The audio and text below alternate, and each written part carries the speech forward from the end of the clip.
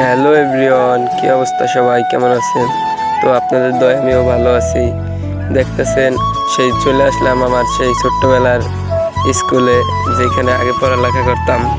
School মাঠে আইসা দেখি পোলাপানে খেলাধুলা করতেছে, তাই বাইকনারে বললাম আয় আমরাও খেলাধুলা করি।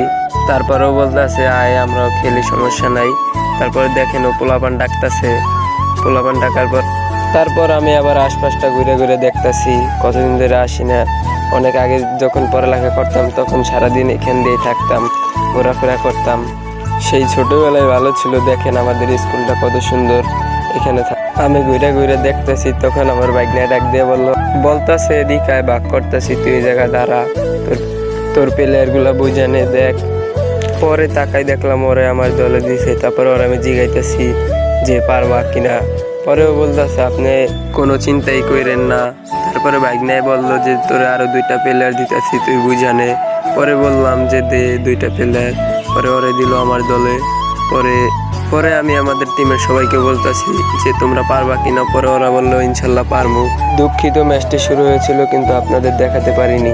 সবাই ভালো থাকবেন।